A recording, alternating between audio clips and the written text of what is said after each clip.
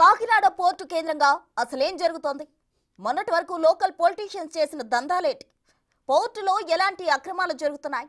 ఈ అక్రమాలపై అధికారుల నుంచి అందుతున్న సహాయ సహకారాలు ఎలాంటివి? కాకినాడ పోర్టు కేంద్రంగా గత 5 ఏళ్లలో ఏం జరిగింది? కూటమి ప్రభుత్వం వచ్చాక కాకినాడ పోర్టులో పరిస్థితులు మారాయా లేదా? డిప్యూటీ సీఎం పవన్ పర్యటన తర్వాత కాకినాడ పోర్టు ఏరియాలో సాగుతున్న అతిపెద్ద చర్చ ఇదే. రేషన్ బియ్యం మాఫియా ఆగడాలపై కాకినాడ పోర్టు నుంచి బిగ్ టీవీ గ్రౌండ్ రిపోర్ట్.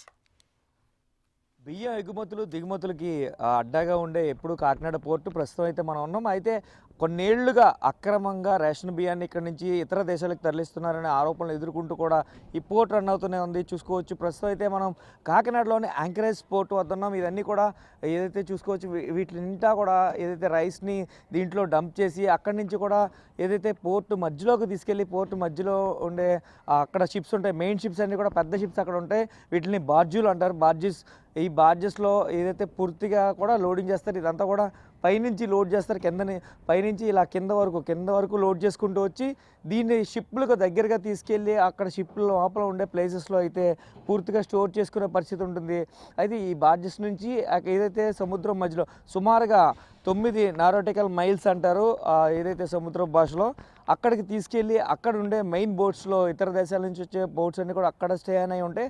అంటే లోతుకు సంబంధించి అవి చాలా పెద్దగా ఉండడం వల్ల కొంచెం లోతైన ప్రదేశంలో ఉంచుతారనమాట. ఆ లోతైన ప్రదేశానికి తీసుకెళ్ళి అక్కడ పూర్తిగా లోడింగ్ చేసే పరిస్థితి ఉంటుంది. బియ్యం రవాణాకు కాకినాడ పోర్టు ప్రధాన కేంద్రం. రోజుకు 1000 నుంచి 1100 లారీలు ఇక్కడికి వచ్చి వెళ్తుంటాయి. కాకినాడ పోర్ట్ నుంచి బాయిల్డ్ రైస్ విదేశాలకు ఎగుమతి చేస్తుంటారు. బాయిల్డ్ రైస్ రవాణా ముసుగులోనే రేషన్ బియ్యం సైతం అక్రమ రవాణా చేస్తున్న ఆరోపణలు వెల్లువెత్తుతున్నాయి. కాకినాడ పోర్టులో రైస్ లోడింగ్ ఎలా జరుగుతాయో మీరే చూడండి. పోర్ట్లో ఉండే ఇలాంటి బార్జీల ద్వారా అయితే పూర్తిగా బియ్యాన్ని అయితే లోడ్ చేస్తుంటారు. ప్రస్తుతం బియ్యం లోడ్ చేసే పాయింట్స్ దగ్గర మనం ఉన్నాం చూడొచ్చు. ఇలా లారీల ద్వారా ఏదైతే స్టోన్డ్ బియ్యం అంటారో అదైతే స్టీమ్డ్ బియ్యం అంటారు. ఆ స్టీమ్డ్ బియ్యాన్ని అంతా కూడా తీసుకొచ్చి ఇక్కడ లోడ్ చేసి ఎక్స్పోర్ట్ చేస్తూ ఉంటారు. అదేవిధంగా చూసుకోవచ్చు ఇలాగా ఈ స్టీమ్డ్ బియ్యం ముసుగులోనే అక్రమ రవాణా కూడా జరుగుతుందంటూ కూడా చెప్తున్న పరిస్థితి కనిపిస్తుంది. అయితే చూసుకున్నట్లయితే నిన్న పట్టుకున్న ఏదైతే కొన్ని వేల టన్నులను ఇప్పటి వరకు పట్టుకున్నా కూడా అధికారులు తనిఖీలు చేయడం సదా మామూలుగా మారిందని చెప్పుకోవాలి. అయితే ఈ బియ్యాన్ని లోడ్ చేసిన తర్వాత తడవకుండా పైన పట్టా ఒకటి కట్టి క్లియర్గా పట్టా ద్వారా పూర్తిగా సీల్ చేస్తారు. ఈ విధంగా చూడొచ్చు. అలా లోడింగ్ జరిగిన తర్వాత ఎలా పూర్తిగా సీల్ చేస్తారు. ఏదైనా వర్షం వచ్చినా ఏమొచ్చినా కూడా చుక్క వాటర్ కూడా లోపలికి వెళ్లకుండా పటిష్టమైన టార్పల్ 2-3 టార్పల్ని కూడా పెట్టి పూర్తిగా దీన్ని క్లోజ్ చేస్తారు. దీన్ని క్లోజ్ చేసిన తర్వాత సముద్రం లోపలికి తీసుకెళ్ళి సుమారుగా 10 మైళ్ళు 10 నారోటికల్ మైల్స్ వరకు కూడా దీన్ని తీసుకెళ్తారు. ఈ బార్జీల ద్వారా పూర్తిగా తీసుకెళ్ళి అక్కడి నుంచి కూడా లోపల ఏదైతే మెయిన్ షిప్స్ ఉంటాయో ఆ మెయిన్ షిప్స్లో కూడా లోడింగ్ చేస్తూ ఉంటారు. చూడొచ్చు క్లియర్గా లోడింగ్ ఎలా జరుగుతుంది బార్జీలో అనేది కూడా మనం క్లియర్గా చూపించే ప్రయత్నం చేస్తున్నాం బిగ్ టీవీ ద్వారా ఎక్స్క్లూజివ్గా. పూర్తి స్థాయిలో చూసుకున్నట్లయితే సుమారుగా ఒక 15 నుంచి 20 మంది కూలీలంతా కూడా దాంట్లో పూర్తిగా లోడింగ్ చేస్తున్నారు. ఆ కార్మికులందరూ కూడా దాన్ని లోడింగ్ చేసి పూర్తిగా దీన్ని నింపుతారు. పూర్తిగా ఈ బార్జీ అంతా కూడా నిండిపోయిన తర్వాత దీన్ని ఇక్కడ నుంచి కూడా పైన టార్పాల్ కట్టి పటిష్టంగా ఉంచిన తర్వాత ఇక్కడ నుంచి తీసుకెళ్ళి ఏదైతే మెయిన్ షిప్స్ ఉంటాయో ఆ మెయిన్ షిప్స్లో లోడ్ చేస్తూ ఉంటారు. ఇక్కడ లోడ్ చేసేవారు వేరే ఉంటారు, అక్కడ లోడ్ చేసేవారు వేరే ఉంటారు. సముద్రంలో ట్రావెల్ చేస్తూ వెళ్ళి అక్కడ లోడ్ చేసేవారు వేరే జట్టు ఉంటారంటూ కూడా చెప్తున్న పరిస్థితి కనిపిస్తుంది. అయితే దీని మీద కొన్ని వేల మంది కార్మికులు ఆధారపడి ఉన్నారు. చూసుకున్నట్లయితే సుమారుగా ఒక కాకినాడ పోర్టులోనే 10,000 నుంచి 20,000 మంది కార్మికులు దీనిపై ఆధారపడి జీవనం సాగిస్తున్నారంటూ కూడా చెప్తున్న పరిస్థితి కనిపిస్తుంది. అయితే మెయిన్ సోర్స్ అంతా కూడా ఏదైతే స్టీమ్డ్ బియ్యం ఉంటుందో ఆ స్టీమ్డ్ బియ్యం మీద మెయిన్ సోర్స్ ఉంటుంది. అలాగే అనేక మంది లారీలు వేలాదిగా సుమారుగా రోజుకి 1000 నుంచి 1100-1200 లారీలు వచ్చి ఆ రైస్ అంతా కూడా ఇక్కడ అప్లోడ్ చేస్తూ ఉంటారు. చూసుకున్నట్టయితే అదంతా కూడా లోడ్ చేస్తూ ఉంటారు. పూర్తిగా చూసుకోవచ్చు. ఇవన్నీ కూడా ఆగున్న లారీలను మనం చూసే ప్రయత్నం చూడొచ్చు. ఇదంతా కూడా చూసుకోవచ్చు ఎన్ని లారీలు వరుసగా ఏదైతే అన్లోడ్కి సిద్ధంగా ఉన్నాయో ఇదంతా కూడా చూపించే ప్రయత్నం చేస్తున్నాం బిగ్ టీవీ ద్వారా. చూడొచ్చు మనం చూసుకుంటేనే సుమారుగా 10 నుంచి 15 లారీలు ఇక్కడ ఆల్రెడీ క్యూలో ఉన్నాయి అన్లోడింగ్కి, కేవలం అన్లోడింగ్. ఇంకా బయట బోల్డన్ని లారీలు ఉన్నాయి. చూసుకోవచ్చు అంత భారీ స్థాయిలో ఇక్కడ ఎగుమతులు అనేవి జరుగుతూ ఉంటాయి ఈ పోర్ట్ నుంచి. పూర్తి స్థాయిలో చూసుకుంటే ఈ బార్జీలలో ఏ విధమైన లోడింగ్ జరుగుతుంది, ఏ విధంగా జరుగుతుంది అనేది అయితే బిగ్ టీవీ స్క్రీన్ మీద క్లియర్గా చూడొచ్చు. ఇలా లోడింగ్ చేసిన తర్వాత దీని అంతా కూడా సముద్రంలోకి తీసుకెళ్ళి అక్కడ మెయిన్ షిప్లో అయితే లోడ్ చేస్తారు. పోర్టుకు నిత్యం వందలాది లారీలు బియ్యం లోడ్లతో వస్తుంటాయి. ఏపీ నుంచే కాకుండా తెలంగాణ నుంచి కూడా రైసు లారీలు ఇక్కడికి వస్తుంటాయి. లారీలోని బియ్యాన్ని ప్రత్యేక బాజులలోకి లోడ్ చేస్తారు. అక్కడ పరిస్థితి ఏంటో మా ప్రతినిధి శివశంకర్ అందిస్తారు. కాకినాడ జిల్లా కాకినాడ పోర్ట్ ఏదైతే రేషన్ బియ్యం మాఫియాకి అడ్డగా మారిందని చెప్పుకోవాలి. పూర్తి స్థాయిలో చూసుకున్నట్టయితే కలెక్టర్కి అందిన విశ్వసనీయ సమాచారం మేరకు కలెక్టర్ బుధవారం అయితే సముద్రంలో ఒక సుమారు 9 కిలోమీటర్లు ప్రయాణించి అక్కడ ఏదైతే సౌత్ ఆఫ్రికాకి తరలించేందుకు సిద్ధంగా ఉన్న స్టెల్లా ఎల్ అనే బోట్లో అయితే 640 టన్నుల పీడిఎస్ బియ్యాన్ని గుర్తించారు. అదేవిధంగా పోర్ట్లో ఏదైతే ఇదంతా బాదులు అని చెప్తారో ఈ బాదుల నౌక ద్వారా అయితే అక్కడికి తరలించేందుకు అదే బోట్లో ఎక్స్పోర్ట్ చేసేందుకు తరలించిన చూసుకోవచ్చు. ఏపీ 111VK0073 ఈ నెంబర్ గల బోట్లో అయితే సుమారుగా 1064 టన్నుల బియ్యాన్ని అయితే గుర్తించినట్టు కూడా తెలుస్తుంది. ఈ పీడిఎస్ బియ్యాన్ని కూడా అదే బోట్లో లోడ్ చేసేందుకు అయితే ఉంచినట్టుగా కూడా సమాచారం ఉంది. ఇది కూడా సీజ్ చేసిన పరిస్థితి కనిపిస్తున్నాయి. అయితే దీనికి సంబంధించి ఏదైతే 640 టన్నులకు సంబంధించి ఇప్పటికీ 22 బిల్లులు తీసుకొచ్చి కంపెనీ వాళ్ళు చూపించినట్లయితే సరే చెప్తున్నారు. అయితే దీనికి సంబంధించి ఇప్పటికీ ఎటువంటి బిల్లుల్ని కూడా పూర్తిగా తీసుకొచ్చి చూపించలేదు కాబట్టి ఖచ్చితంగా ఇక్కడే ఉంచారు. ప్రస్తుతం అయితే చూసుకోవచ్చు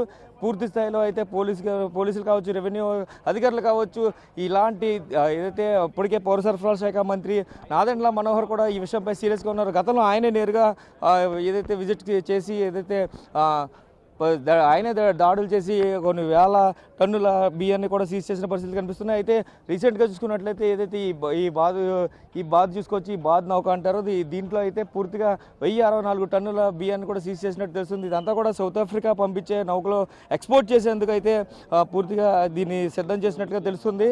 అయితే ఇప్పటికీ చూసుకున్నట్లయితే నాదెండ్ల మనోహర్ కూడా పూర్తిగా అక్కడి నుంచి బయలుదేరిన పరిస్థితి కనిపిస్తుంది. డిప్యూటీ సీఎం పవన్ కళ్యాణ్ అదేవిధంగా నాదెండ్ల మనోహర్ కూడా పోర్టు ఏదైతే కాకినాడలో జరిగే పోర్టులో జరిగే అక్రమ రేషన్ బియ్యాన్ని దందాన్ని అయితే అరికడతానంటూ కూడా ఇప్పటికే చెప్పిన పరిస్థితులు కనిపిస్తున్నాయి. అయితే చూసుకోవచ్చు ఇదంతా కూడా పూర్తిగా లోడింగ్ అయ్యి ఇక్కడ లోడింగ్ అవుతుంది బియ్యం అంతా కూడా చూసుకోవచ్చు. ఈ బియ్యాన్ని అంతా కూడా తీసుకెళ్ళి అక్కడ ఏదైతే సముద్రం మధ్యలో ఉంచుతారు షిప్లన్నీ కూడా 9 కిలోమీటర్లు ఇక్కడి నుంచి చూసుకున్నట్టయితే ఈ యాంకరైజ్ పోర్ట్ నుంచి 9 కిలోమీటర్లు వెళ్ళి అక్కడ ప్రయాణించి అక్కడి నుంచి కూడా అక్కడ ఇదంతా కూడా లోడ్ చేస్తారు. చూసుకోవచ్చు ఇక్కడ క్లియర్గా కనిపిస్తున్నాయి మనకి బియ్యం అంతా కూడా. ఈ బియ్యాన్ని అంతా కూడా చూడొచ్చు. ఇదంతా కూడా బియ్యం లోడ్ చేసేసి ఆల్రెడీ ఇక్కడి నుంచి ఏదైతే సౌత్ ఆఫ్రికా వెళ్ళే స్టెల్లా ఎల్ అనే బోట్లోకి లోడింగ్ చేసేందుకైతే సిద్ధంగా ఉంచారు. దీన్ని కూడా అయితే దీనికి సంబంధించి కూడా ఎటువంటి సరైన పత్రాలు లేవంటూ కూడా అధికారులు ఇప్పటికే ఉంచిన పరిస్థితి కనిపిస్తుంది. అయితే ఈ నేపథ్యంలోనే కాకినాడ పోర్టులో ఇలాంటి మరిన్ని దాడులు జరుగుతాయంటూ కూడా అధికారులు కావచ్చు, అలాగే పౌర సరఫరాల శాఖ మంత్రి నాదెండ్ల మనోహర్ కావచ్చు నిత్యం ఇలాంటి దాడులు జరిపి ఖచ్చితంగా పీడిఎస్ రేషన్ బియ్యాన్ని ఇక్కడి నుంచి అక్రమంగా తరలించే పద్ధతిని కూడా పూర్తిగా ఆపుతామంటూ కూడా చెప్తున్న పరిస్థితులు ఇక్కడ కనిపిస్తున్నాయి. కాకినాడ పోర్టులో అక్రమంగా బియ్యం తరలించే బాధ్ను సీజ్ చేశారు అధికారులు. సీజ్ చేసిన బాధ దగ్గర నుంచి మరిన్ని వివరాలు మా ప్రతినిధి శివశంకర్ గ్రౌండ్ రిపోర్ట్. జిల్లాలో అయితే అక్రమ రేషన్ బియ్యాన్ని దందాన్ని కూడా అరికట్టేందుకైతే ఎవరైతే చూసుకున్నట్లయితే పౌర సరఫరాల చైర్మన్ సుధీర్ అయితే చర్యలు చేపట్టారని చెప్పుకోవాలి. ఏదైతే లవన్ అనే ఒక ఇంటర్నేషనల్ కంపెనీ దగ్గరికి వెళ్ళి అక్కడ రేషన్ బియ్యాన్ని ఆయన పట్టుకున్నారు. ఆయన ప్రస్తుతం మనతో ఉన్నారు, మాట్లాడే ప్రయత్నం చేద్దాం. సార్ చెప్పండి, అసలు మీకు ఇన్ఫర్మేషన్ ఎలా వచ్చింది, ఎలా వెళ్ళారు, ఏం చేశారు, అక్కడ ఏం చూశారు?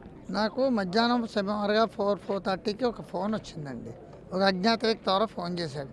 అంటే నేను ఆల్రెడీ స్పైస్ని పెట్టుకున్నాను. నేను వచ్చి సుమారుగా 20 రోజులు అయింది ఛార్జ్ పుచ్చుకొని. నేను కొంతమందిని పెట్టుకుంటే ఒక వ్యక్తి ఫోన్ చేసి, సార్ పలానా చోట ఇలా జరుగుతున్నాయి, లారీస్ కూడా ఉన్నాయని చెప్పడం జరిగింది.